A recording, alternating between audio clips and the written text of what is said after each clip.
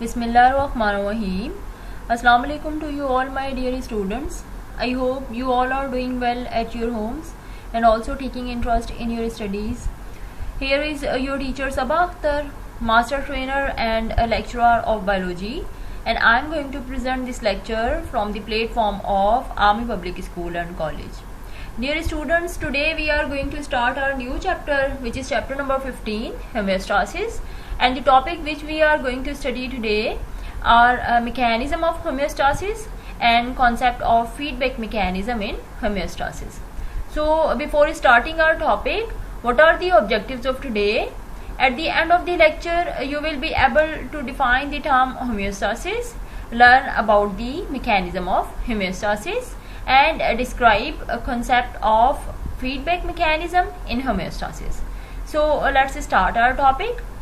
Homeostasis. Human rely on homeostasis to keep their core temperature hovering around 98.6 degree Fahrenheit so that their bodies can maintain proper function.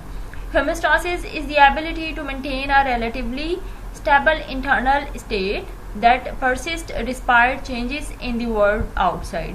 देखिए homeostasis क्या है? Homeostasis अपनी body की internal conditions को maintain रखने का नाम है.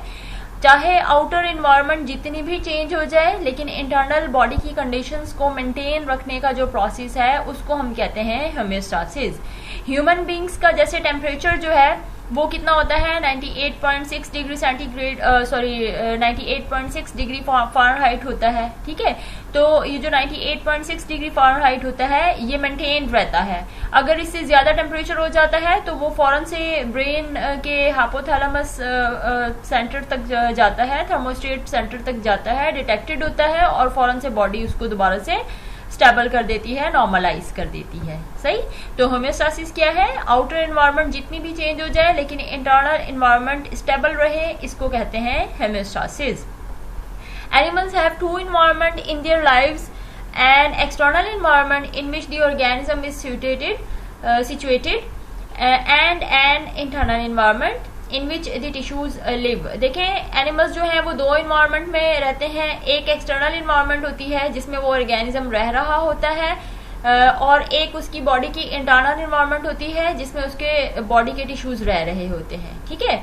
External environment consist of varying conditions of atmosphere, marine and fresh water. जो एक्सटर्नल इन्वायरमेंट होती है बेटा, उसमें जो एटमॉस्फेयर होता है वो चेंज होता है. कुछ ऑर्गेनिजम्स मैरीन वाटर में रहते हैं, कुछ फ्रेश वाटर में रहते हैं, ऐसा भी हो सकता है. ठीक है. The internal environment is formed by the interstitial fluid और tissue fluid surround and bathe all the tissues and circulating body fluid like lymph और plasma, the liquid part of the blood. देखें, जो इंटरनल एनवायरनमेंट है interstitial fluid उसमें होता है, जो tissues होते हैं वो बाथ होते हैं इंटरस्टिशियल फ्लूइड में, और लिम्फ फ्लूइड का रहा होता है, और प्लाज्मा होता है liquid part of the blood. ठीक है. इसके अंदर सारे के सारे जो सेल्स हैं वो इंटरनल एनवायरनमेंट में इस लिम्फ और प्लाज्मा में रहते हैं. ठीक है. Homeostasis is the tendency of an organism और cell to regulate its internal conditions such as chemical composition of its body fluid so as to maintain health and functioning regardless of outside conditions. बाहर की conditions जैसी भी हो, body की internal conditions maintain रहें, chemical composition maintain रहे, body के fluids जो है वो केमिकल कॉम्पोजिशन उनमें मेंटेन रहे, ताकि जो ऑर्गेनिज्म है वो हेल्दी रहे और सारी एक्टिविटीज, सारे फंक्शंस परफॉर्म कर सके. सही है. नाउ मैकेनिज्म ऑफ होम्योस्टासिस किस तरह से मेंटेन रहती है बॉडी की जो इंटरनल कंडीशंस है डिस्पाइट फ्लक्चुएशंस इन आउटर एनवायरनमेंट, वो किस तरह से मेंटेन रहती है वो हम इसमें पढ़ेंगे. The internal factors which are influenced by external environment are called variables. For example body temperature, water concentration, solute composition etcetera. देखें, बॉडी की जो इंटरनल एनवायरनमेंट है वो उस पर कौन कौन से फैक्टर्स इन्फ्लुएंस कर सकते हैं. एक्सटर्नल एनवायरनमेंट के कुछ वेरिएबल्स होते हैं जैसे कि वो बॉडी पर अफेक्ट कर सकते हैं, बॉडी टेम्परेचर पर कर सकते हैं, वाटर कंसंट्रेशन पे कर सकते हैं, और सॉल्यूट कंपोजिशन भी चेंज हो सकती है. सही है. Set point is the ideal or normal value of the variable that is previously set or stored in memory. Set point क्या है? एक वो आइडियल या नॉर्मल वैल्यू है जो ऑलरेडी फिक्स्ड है मेमोरी में, जो ऑलरेडी सेट है हमारी बॉडी में, ठीक है। जैसे टेम्परेचर कितना फिक्स्ड है? 98.6 डिग्री फ़ारेनहाइट फिक्स्ड है, तो ये क्या है? आइडियल या नॉर्मल वैल्यू है जो ऑलरेडी फिक्स्ड है बॉडी में। Homeostatic mechanism operate just like physical control system in having 3 components. बेटा 3 कंपोनेंट्स हैं इसके, रिसेप्टर, कंट्रोल सेंटर और इफेक्टर। ये तीनों जो कंपोनेंट्स हैं ये होम्योस्टैसिस को मेंटेन रखने में हेल्प करते हैं। We will discuss one by one. सबसे पहले पढ़ेंगे रिसेप्टर। रिसेप्टर्स को बेटा सेंसर्स भी कहा जाता है। Stimuli are detected by special organ tissues of cell of body. देखिए जो स्टिमुलाई है उसको हमारी बॉडी के स्पेशल तरह के सेल्स, ऑर्गन्स या टिश्यूज जो हैं वो डिटेक्ट करते हैं, और वो ऑर्गन, टिश्यूज या सेल जो किसी भी स्टिमुलाई को कैच करते हैं उनको कहा जाता है रिसेप्टर्स या sensors. For example sound waves are detected by ear, light is detected by eyes, chemical in air are detected by nose and so on. जैसे कि बेटा देखें हमारे जो कान हैं वो क्या करते हैं? साउंड वेव्स को डिटेक्ट करते हैं। मैं बात कर रही हूँ, आप सुन रहे हैं, तो आपके एयर डिटेक्ट कर रहे हैं इस साउंड को, तो आपके जो एयर है वो क्या है? वो रिसेप्टर्स हैं या सेंसर्स हैं। और आपकी आईज देख रही हैं, आप स्लाइड्स देख रहे हैं, आप ये वीडियो देख रहे हैं, लेक्चर देख रहे हैं, तो आईज जो है वो क्या कर रही हैं? इस लाइट को डिटेक्ट कर रही हैं, तो आईज भी क्या है? सेंसर्स हैं, ठीक है। केमिकल इन एयर, देखिए अगर आप परफ्यूम लगाते हैं तो आपको उसकी खुशबू आती है, फ्रेग्रेंस आप फील कर सकते हैं, तो आपका नोज क्या है? वो केमिकल्स को डिटेक्ट करता है, तो नोज क्या हुआ? वो भी रिसेप्टर है या सेंसर है।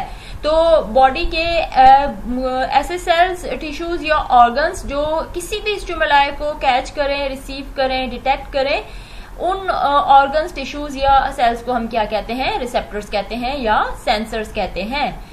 The organs, tissue or cells which are specifically built to detect particular type of stimuli are called receptor। तो बेटा कोई भी टिश्यूज, सेल या ऑर्गन्स जो पर्टिकुलर टाइप के स्टिमुलाई को कैच कर सके, रिसीव कर सके या डिटेक्ट कर सके, उसको हम रिसेप्टर कहते हैं। It detects changes in variable and feeds that information back to the control center integrator। बेटा ये इन्फॉर्मेशन को जैसे ही रिसीव करते हैं, कोई भी अगर वेरिएबल्स में चेंजिंग आए, जी जैसे एनवायरनमेंट में चेंजिंग्स आए, जैसे सॉल्यूट की कंसंट्रेशन है या वाटर की कंसंट्रेशन, सॉल्यूट की ये सारी इनकी कॉम्पोजिशंस, कंसंट्रेशन या टेम्परेचर जो है, मतलब किसी भी वेरिएबल में अगर चेंजिंग आएगी तो सेंसर्स फौरन से इंफॉर्मेशन कहाँ पे पहुंचाएंगे? कंट्रोल सेंटर में, इंटीग्रेटर में इंफॉर्मेशन पहुंचाएंगे। इसके बाद काम स्टार्ट हो जाएगा कंट्रोल सेंटर का, मतलब सेकंड कंपोनेंट है हमारे इसका कंट्रोल सेंटर को हम बेटा इंटीग्रेटर भी कहते हैं। It integrate put together data from sensor and store set point data thermostat in following example। बेटा ये क्या करता है? इंटीग्रेटर जो है ये कंट्रोल सेंटर, ये ब्रेन और स्पाइनल कॉर्ड इसका काम परफॉर्म करते हैं, जिसको हमने मैट्रिक में कोऑर्डिनेटर भी कहा था, ठीक है, मैट्रिक क्लास में पढ़ा था, जिसको हम कोऑर्डिनेटर भी कहते हैं। तो इसमें ऑलरेडी डेटा जो है वो सेट होता है, तो सेंसर्स का क्या काम है? वो इस मैसेज को, स्टिमुलाई को ब्रेन तक लेकर जाते हैं, उस सेट पॉइंट तक लेकर जाते हैं। जैसे कि थर्मोस्टेट है, ये हाइपोथैलेमस है, बॉडी के टेम्परेचर को डिटेक्ट करता है। तो अगर बॉडी का टेम्परेचर कम या ज्यादा होगा 98.6 डिग्रीज फ़ारेनहाइट से, तो वो फौरन से थर्मोस्टेट उसको डिटेक्ट कर लेगा, हाइपोथैलेमस उसको डिटेक्ट कर लेगा, और फिर उसके अकॉर्डिंग अगर टेम्परेचर ज्यादा हो गया है बॉडी का तो उसको कम करेगा, और अगर कम हो गया है तो उसको ज्यादा करेगा। Now the third component, which is effector, it is the mechanism that has an effect on the variable। For example इन्होंने हमें क्या दिया है? Heating coil in this example. देखें इस मैकेनिज्म में क्या होता है? कोई इफेक्ट जो है वो शो होता है, ठीक है। इफेक्टर्स कुछ ऑर्गन्स हैं, टारगेटेड टिश्यूज हैं, जहां पर फाइनली मैसेज जो है वो कन्वे होता है, और हम कोई भी एक्टिविटी, कोई एक्शन परफॉर्म करते हैं, कोई भी इफेक्ट हम लोग करते हैं, ठीक है, कोई भी मतलब इफेक्ट शो होता है। एग्जाम्पल इन्होंने दी है, in a common laboratory incubator, if temperature is decreased from set point, the thermometer receptor detect the change in temperature and signals the thermostat control center। which in turn activates the heating coil effector.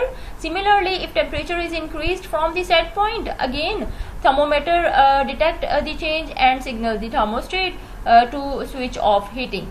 देखिए, अगर हम लोग labs में काम करते हैं तो उसमें इंक्यूबेटर मौजूद होता है. अगर इंक्यूबेटर में टेम्परेचर डिक्रीज हो गया, सेट पॉइंट से अगर टेम्परेचर डिक्रीज हो गया, तो थर्मोमीटर क्या है, रिसेप्टर का काम करेगा. वो फौरन से इस चेंज को डिटेक्ट कर लेगा कि टेम्परेचर डिक्रीज हो गया है. तो ये सिग्नल कहाँ पे भेजेगा थर्मोमीटर, ये थर्मोस्टेट के पास सिग्नल्स भेजेगा. ठीक है, थर्मोस्टेट क्या है, ये है कंट्रोल सेंटर.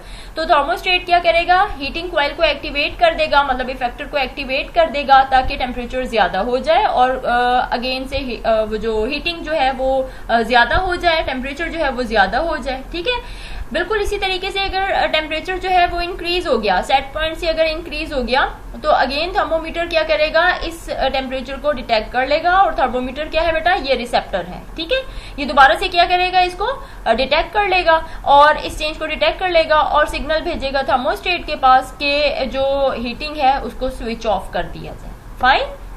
तो ये एग्जांपल थी हमारे पास इफेक्टर की. बेसिक कंपोनेंट्स हमारे पास कंट्रोल सिस्टम के सेम वही है बेटा. रिसेप्टर है which is also known as sensor, control centre है जिसमें ब्रेन और स्पाइनल कॉर्ड आ जाते हैं, और इफेक्टर है. फाइन. अब देखें, जैसे टेम्परेचर की हमने एग्जांपल ली तो उसमें कंट्रोल सेंटर ब्रेन का हाइपोथैलेमस है. ठीक है, तो हर एक्टिविटी या हर फंक्शन के लिहाज से डिफरेंट सेंटर्स ये हो सकते हैं, मतलब जिसको कंट्रोल करते हैं कंपोनेंट्स वो चेंज हो सकते हैं. रिसेप्टर में क्या है, stimulus produce change in variable. बेटा स्टिमुलस कोई भी चेंज आई तो स्टिमुलस ने उसको रिसीव किया. यहाँ पे देखें वेरिएबल ये होम्योस्टासिस में मेंटेन्ड है, होम्योस्टैटिक कंडीशन थी, यहाँ पर मेंटेन था. बॉडी की सारी कंडीशंस, इंटरनल कंडीशंस मेंटेन थी, लेकिन जैसे ही इम्बैलेंस हुई तो फौरन से स्टिमुलस प्रोड्यूस्ड हुआ. ठीक है, कोई भी चेंज जो थी वेरिएबल में वो प्रोड्यूस्ड हो गई. फिर ये चेंज किसने डिटेक्ट की बेटा, ये रिसेप्टर ने की, सेंसर्स ने की. उन्होंने भेज दी कहाँ पर, कंट्रोल सेंटर के पास भेजी, ब्रेन के पास भेज दी. फिर वो इन्फॉर्मेशन इंटरप्रेट होने के बाद इफेक्टर के पास आई. जब इफेक्टर के पास आई तो रेस्पॉन्स प्रोड्यूस्ड हुआ और दोबारा से बॉडी की इंटरनल कंडीशन मेंटेन्ड हो गई. जो वेरिएबल में चेंजिंग्स आई थी वो दोबारा से मेंटेन्ड हो गई या नॉर्मलाइज्ड हो गई. Fine. Likewise, in human body, thermoreceptors are involved in detection of temperature change. जैसे बेटा मैं आपको पहले भी बता चुकी हूँ कि ह्यूमन बॉडी में जो थर्मोरिसेप्टर्स हैं वो किस में इन्वॉल्व होते हैं, वो टेम्परेचर की चेंज को डिटेक्ट कर सकते हैं. टेम्परेचर कम हो या ज्यादा हो वो फौरन से उसको डिटेक्ट कर सकते हैं. ठीक है. Hypothalamus in forebrain is the thermostat of the body. बेटा बॉडी का थर्मोस्टेट कौन सा है, ह्यूमन बॉडी का जो थर्मोस्टेट है वो फोरब्रेन का एक पार्ट है जिसको हम कहते हैं hypothalamus. And we have studied in detail के फोरब्रेन के 3 पार्ट्स होते हैं. हाइपोथैलेमस था, थैलेमस था, सेरिब्रम था. ठीक है, ब्रेन के 3 पार्ट्स थे, forebrain, mid brain and hind brain था. इसी तरीके से फोरब्रेन का जो पार्ट हाइपोथैलेमस है बेटा ये थर्मोस्टेट का काम करता है. Stimulated once it act on effector for cooling.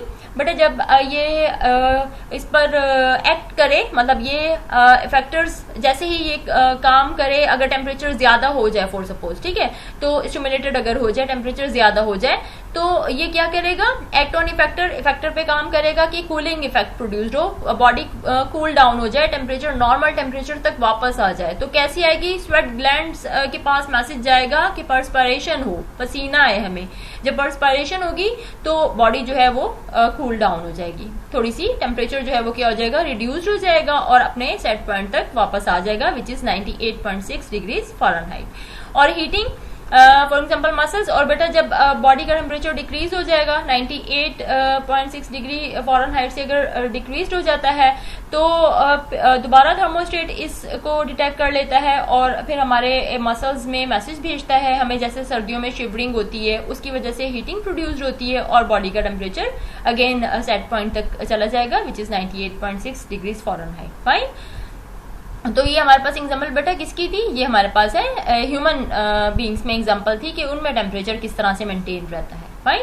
तो क्या है कि बेटा ये देखें, जो ऐसी कोई भी एक्टिविटीज या ऐसे फंक्शंस जो या ऐसे वेरिएबल्स जिनकी अमाउंट जो है वो सेट पॉइंट से ज्यादा हो गई है तो वो डिक्रीज हो जाएंगे, इसको हम कहते हैं नेगेटिव फीडबैक. और ऐसे वेरिएबल्स जो सेट पॉइंट से ज्यादा बढ़ गए हैं उनको कम करना है, कम हो गए हैं उनको ज्यादा करना है, तो इसको हम कहते हैं पॉजिटिव फीडबैक मैकेनिज्म। ये हम लोग आगे पढ़ते हैं, डिटेल में पढ़ते हैं।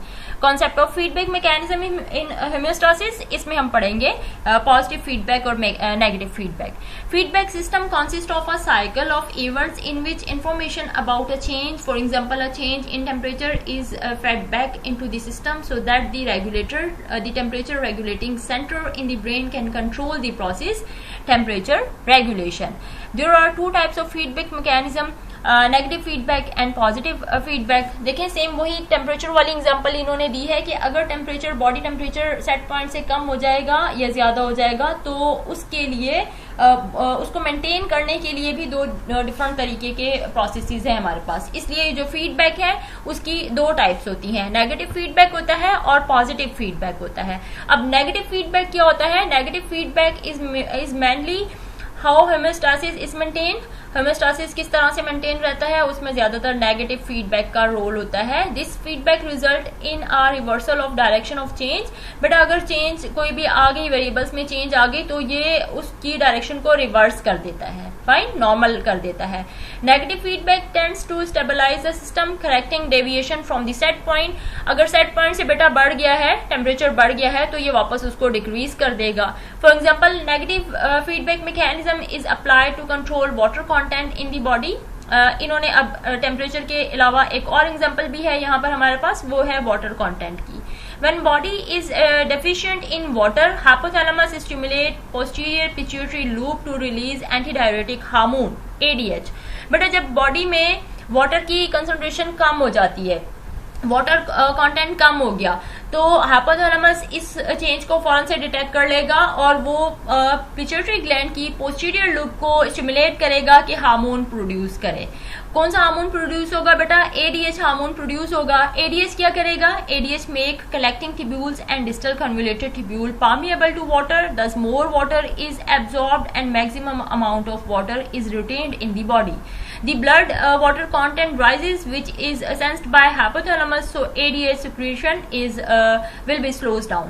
देखें ADH क्या करेगा बेटा? ये नेफ्रॉन के पार्ट्स को, कलेक्टिंग ट्यूब्यूल्स को और डिस्टल कन्वोल्यूटेड ट्यूब्यूल को परमिएबल कर देगा वाटर के लिए, ताकि वाटर की एब्जॉर्प्शन ज्यादा से ज्यादा हो जाए, रीएब्जॉर्प्शन हो जाए, water back to the body चला जाए। ठीक है, जब वाटर ज्यादा से ज्यादा एब्जॉर्ब हो जाएगा तो बेटा ब्लड में वाटर का कंटेंट राइज हो जाएगा, नॉर्मल हो जाएगा। जब वाटर का कंटेंट ब्लड में राइज हो जाएगा, नॉर्मल हो जाएगा, तो ये हाइपोथैलेमस इसको फौरन से डिटेक्ट कर लेगा, तो वो पिट्यूटरी ग्लैंड को दोबारा से मैसेज सेंड करेगा कि एडीएच की सिक्रीशंस को स्लो डाउन कर दिया जाए।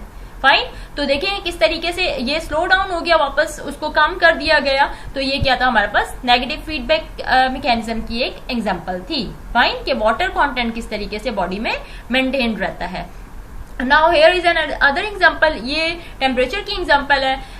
सेम वही बेटा देखें, जैसे ही कोई स्टिमुलस आता है, कोई भी चेंजिंग आएगी वेरिएबल में, तो सेंसर्स फौरन से उसको डिटेक्ट कर लेंगे। सेंसर्स मैसेज भेजेंगे कंट्रोल सेंटर के पास और कंट्रोल सेंटर भेजेगा मैसेज इफेक्टर के पास। ठीक है, बॉडी टेम्परेचर अगर एक्सीड कर गया 37 डिग्री सेंटीग्रेड से या 98.6 डिग्री फ़ारेनहाइट से, तो ये जो स्किन के नर्व सेल्स हैं और जो ब्रेन के सेल्स हैं, ये फौरन से उसको रिसीव करेंगे। हाइपोथैलेमस इस चेंज को फौरन से डिटेक्ट कर लेगा। फिर क्या होगा? टेम्परेचर, ये जो मैसेज है ये कहाँ जाएगा? Temperature regulatory centre in brain, ये हाइपोथैलेमस के पास मैसेज चला जाएगा, जो थर्मोस्टेट है बॉडी का। ठीक है, इसके बाद हाइपोथैलेमस क्या करेगा? स्वेट ग्लैंड को स्टिमुलेट कर देगा कि ज्यादा से ज्यादा पर्सपिरेशन हो, पसीना आए, ताकि जो बॉडी का टेम्परेचर है वो वापस इक्वल हो सके, 37 डिग्री सेंटीग्रेड तक हो सके। फाइन, तो ये भी किसकी एग्जाम्पल है बेटा? ये भी नेगेटिव फीडबैक मैकेनिज्म की या नेगेटिव फीडबैक की वो एग्जाम्पल है। Now come towards the positive feedback. Positive बेटा फीडबैक क्या होता है? Positive feedback response is mainly responsible for amplification of change in variable. This has a destabilizing effect, so doesn't result in homeostasis. Positive feedback is less common in naturally occurring systems than negative feedback, but it has its application. Positive feedback में बेटा क्या होता है कि अगर कोई भी चीज ऑलरेडी ज्यादा है, मतलब इसमें क्या होता है? प्रोडक्शन ज्यादा होती है, more and more, you can say that more and more. अगर कोई कम हो गई, कोई भी वेरिएबल में कमी आ गई, किसी भी वेरिएबल की जो सेट वैल्यू थी अगर उसमें डिक्रीज आ गया, उसमें कोई कमी आ गई, तो वो वापस इनहेंस्ड हो जाएगी, ठीक है, वापस ज्यादा हो जाएगी, सेट पॉइंट तक आ जाएगी, नॉर्मलाइज हो जाएगी। इसको हम कहते हैं पॉजिटिव फीडबैक मैकेनिज्म। ये जो है लेस कॉमन है, लेकिन ये मतलब नेगेटिव फीडबैक मैकेनिज्म के कंपैरिजन में थोड़ा सा जो है वो लेस कॉमन है, लेकिन ये ह्यूमन बॉडीज में होता है। इसकी एग्जांपल भी अभी आपको समझाती हूँ। For example, a baby suckling at the nipple send a nerve signal to sensory neuron in the hypothalamus. Oxytocin is made by the neurosecretory cells and stored in the posterior pituitary. When oxytocin circulates to target cell in the breast, it triggers smooth muscles contraction and release of milk. The milk encourage more suckling at the nipple. देखें, जब एक newborn baby पैदा होता है तो वो जब सक्लिंग करता है, तो मैसेज कहाँ जाता है बेटा? सेंसरी न्यूरॉन्स जो है वो मैसेज हाइपोथैलेमस के अंदर जो सेंसरी न्यूरॉन्स हैं वो उस सिग्नल को फौरन से डिटेक्ट करते हैं, ठीक है। फिर वो ऑक्सीटोसिन के पास मैसेज भेजते हैं कि मिल्क की प्रोडक्शन ज्यादा हो, तो स्मूथ मसल्स जो हैं वो कंट्रक्शन ज्यादा करते हैं। जब स्मूथ मसल्स कंट्रक्शन, ब्रेस्ट के जो स्मूथ मसल्स हैं वो कंट्रक्शन ज्यादा करते हैं, उसकी वजह से मिल्क ज्यादा प्रोड्यूस्ड होता है। मतलब जितनी ज्यादा सक्लिंग होती है उतना ज्यादा मिल्क प्रोड्यूस्ड होता है, ठीक है। तो ये हमारे पास एग्जांपल किसकी है बेटा? ये है हमारे पास पॉजिटिव फीडबैक की। Now here is skill analysing and planning. Investigate why positive feedback mechanism in humans are sometimes associated with severe health problems. देखें बेटा, पॉजिटिव फीडबैक मैकेनिज्म मैंने आपको पहले भी बताया कि आप कह सकते हैं कि सिंपल वर्ड्स में कि मोर एंड मोर, ठीक है, ज्यादा से ज्यादा प्रोडक्शन हो। तो ये कहते हैं कि ऐसा भी होता है कि ह्यूमन बींग्स में हेल्थ प्रॉब्लम्स भी कॉज होती हैं, सिवियर तरह की हेल्थ प्रॉब्लम्स भी कॉज हो सकती हैं इस पॉजिटिव फीडबैक मैकेनिज्म की वजह से। इसको आप इन्वेस्टिगेट करें। तो इसका आंसर क्या है बेटा? मतलब किस तरह से होती हैं ये प्रॉब्लम्स, किस तरह से ज्यादा हेल्थ प्रॉब्लम्स क्रिएट हो सकती हैं पॉजिटिव फीडबैक की वजह से। इसकी एक एग्जांपल है, most positive feedback mechanism are harmful and in some cases resulting in death. बेटा, ज्यादातर जो पॉजिटिव फीडबैक मैकेनिज्म है वो हार्मफुल भी होता है और उसकी वजह से डेथ भी हो सकती है।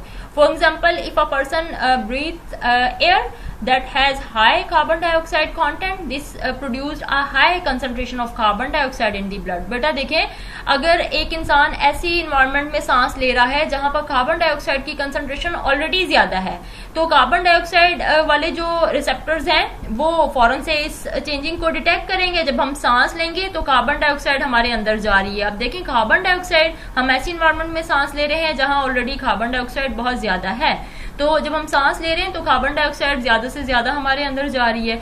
ये फौरन से डिटेक्ट कर लेंगे, कार्बन डाइऑक्साइड रिसेप्टर्स जो हैं बेटा फौरन से इसको डिटेक्ट कर लेंगे। जब डिटेक्ट करेंगे तो वो क्या करेंगे? ब्रीथिंग रेट इंक्रीज हो जाएगा, ठीक है। वो मैसेज भेजेंगे कि ज्यादा से ज्यादा तेजी से सांस लें, ब्रीदिंग रेट और भी इंक्रीज हो जाएगा। जब हम और बेटा ज्यादा तेजी से सांस लेंगे तो ज्यादा से ज्यादा कार्बन डाइऑक्साइड हमारे अंदर जाएगी। जब ज्यादा कार्बन डाइऑक्साइड अंदर जाएगी तो रिसेप्टर्स और भी ज्यादा स्टिमुलेटेड हो जाएंगे, और इस तरीके से अगर हम बहुत ज्यादा ब्रीथ करेंगे, बहुत ज्यादा अगर हम लोग सांस लेंगे, कार्बन डाइऑक्साइड ज्यादा से ज्यादा हमारी बॉडी के अंदर एक्यूमुलेटेड हो जाएगी, उसकी वजह से डेथ भी हो सकती है। फाइन, देखिए कार्बन डाइऑक्साइड के जो रिसेप्टर्स हैं वो इस चेंज को फौरन से डिटेक्ट करेंगे ना, तो जब डिटेक्ट करेंगे तो वो क्या मैसेज क्या आएगा कि ज्यादा तेजी से हम स्पीडली और भी ज्यादा फास्ट हम लोग सांस लें, ठीक है। तो हमारी जो ब्रीदिंग रेट है ये फास्टर हो जाएगा, हम ज्यादा तेजी से सांस लेंगे, सिर्फ इसलिए तेजी से सांस लेंगे कि कार्बन डाइऑक्साइड को एक्सेल किया जा सके। लेकिन हम ऐसी इन्वायरमेंट में सांस ले रहे हैं जहां पे ऑलरेडी कार्बन डाइऑक्साइड ज्यादा है और ऑक्सीजन कम है, कार्बन डाइऑक्साइड फिर एक्सेल इतनी नहीं होगी जितनी हम इनहेल कर लेंगे, जितना हम लोग उसको अंदर ले लेंगे, इसकी वजह से फिर डेथ भी कॉज हो सकती है। फाइन, इसलिए जो पॉजिटिव फीडबैक है वो थोड़ा सा क्या है, हेल्थ के लिए थोड़ा नुकसानदेह भी है, इसकी वजह से डेथ भी हो सकती है। एक और बेटा आपके पास यहाँ पर क्वेश्चन है, list some behavioural responses of animals to maintain homeostasis. मतलब एक और वो बताया है, एग्जांपल एक दी हुई है डिफरेंट एनिमल्स की कि वो किस तरीके से अपने बॉडी की जो इंटरनल कंडीशंस हैं वो उनको कैसे मेंटेन रख सकते हैं, ठीक है, या वो उनका क्या रिस्पॉन्स होता है कि वो होमोस्टासिस को मेंटेन रख सकें। The removal of heat bye evaporation of water from respiratory tract, painting, for example crocodiles, birds and dogs. बेटा कुछ ऑर्गेनिजम्स, कुछ ऐसे एनिमल्स हैं जैसे कि क्रोकोडाइल्स हैं, बर्ड्स हैं और डॉग्स हैं, इनमें स्वेट ग्लैंड मौजूद नहीं होते। जैसे हम लोगों में स्वेट ग्लैंड मौजूद होते हैं ना, हमें पर्सपिरेशन होती है और पसीना आता है, जिसकी वजह से क्या होता है बेटा, हमारे बॉडी का टेम्परेचर जो है वो वापस सेट पॉइंट तक आ जाता है। लेकिन कुछ एनिमल्स ऐसे होते हैं जिनमें ये स्वेट ग्लैंड्स मौजूद नहीं होते, तो ये क्या करते हैं, अगर इनकी बॉडी की हीट ज्यादा हो जाए, इनका टेम्परेचर, बॉडी का टेम्परेचर ज्यादा हो जाए, तो ये इनके माउथ से, इनके मुंह से थूक निकलता है, ठीक है, सलाइवा निकलता है। वो जो सलाइवा है उसको हम क्या कह रहे हैं, वो इस प्रोसेस को हम क्या कहते हैं, पैंटिंग कहते हैं। इस तरीके से एवोपरेशन होती है वाटर की और इनकी बॉडी से जो हीट है वो एवोपरेट हो जाती है। Fine. Migration of some animals to suitable climate, for example migratory birds. और बेटा कुछ बर्ड्स जो हैं वो मूव भी करते हैं। ऐसे एरिया, ऐसे इलाके जहां पे टेम्परेचर बहुत ज्यादा होता है, तो जो माइग्रेटरी बर्ड्स होते हैं वो वहां से मूव करके ऐसे इलाकों में आ जाते हैं जहां पर टेम्परेचर जो है वो थोड़ा कम होता है या सूटेबल क्लाइमेट होता है उनके लिए, ठीक है। Some bask take pleasure in the sun, जैसे कि मैरीन इग्वाना है। देखिए मैरीन इग्वाना क्या है, जैसे लिजर्ड की एक टाइप है, छिपकली की एक टाइप है। तो आपने देखा भी होगा कि सर्दियों में ये सन बाथ ले रही होती है ना, धूप में मतलब धूप सेक रही होती है, आप कह सकते हैं। तो ये अपनी बॉडी का टेम्परेचर इस तरीके से मेंटेन करती हैं।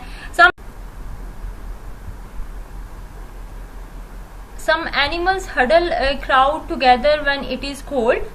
Some burrow when it is hot. For example, horned lizard. देखिए बेटा कुछ एनिमल्स जो है, जब सर्दियां होती हैं ना, तो एनिमल्स आपने देखा होगा जैसे शीप वगैरह होती हैं, भेड़ बकरियां वगैरह होती हैं ना, तो वो बेटा क्राउड बना लेती हैं। वो एक दूसरे के साथ झुमगट्टा क्लस्टर्स बना के रहती हैं ताकि उनको ठंड ना लगे, उन्हें सर्दी ना लगे, ठीक है। और जब गर्मी होती है तो जैसे आपने देखा होगा कुछ लिजर्ड की कुछ टाइप्स हैं, वो अपने आप को जमीन में दबा लेती हैं, अंदर जमीन के अंदर चली जाती हैं, ताकि क्योंकि जमीन ठंडी होती है तो ताकि उन्हें गर्मी ना लगे, ठीक है। Elephants often seek relief from tropical heat by breathing and flapping their ears to cool their blood. Packed with blood vessels, their air can radiate a lot of heat. बेटा एलिफेंट्स को आपने देखा होगा कि वो क्या करते हैं, वो सांस जब लेते हैं ना, तो अपनी हीट को रेडिएट वो कैसे करने की कोशिश करते हैं, वो अपने कानों को फ्लैप करते हैं। उनके बड़े बड़े से कान होते हैं एलिफेंट के, वो अपने कानों को जोर जोर से हिलाते हैं, जोर जोर से फ्लैपिंग करते हैं ताकि उनका जो ब्लड है वो ठंडा हो सके, कूल डाउन हो सके, ठीक है। और वो बहुत सारी ब्लड वेसल्स होती हैं उनके कानों में, उनके एयर में, जो बहुत सारी हीट को रेडिएट कर सकती हैं। तो ये कुछ ऑर्गेनिजम्स की एग्जांपल थी बेटा, जो किस तरीके से अपना होमियोस्टेसिस मेंटेन रखते हैं, बॉडी के इंटरनल कंडीशंस मेंटेन रखते हैं, वो हमने देखा। Now come towards the review question. Short question, what are the 3 components of homeostatic mechanism. और क्वेश्चन नंबर 2 है हमारे पास, investigate feedback mechanism. Question number 3 है बेटा, differentiate between negative and positive feedback mechanism. Extensive आपके पास क्वेश्चन है, explain components of homeostatic mechanism, describe feedback mechanism in homeostasis. Beta, you have to answer this question and then send to me on my email address. My email address is sabaAkhtar336@gmail.com. SABAAKHTAR336@gmail.com. If I hope you have got today's lecture. But if you are feeling any confusion, you may ask in comment section. Take a good care of yourself and your family as well. Remember me in your prayers. Thank you. Allah Hafiz.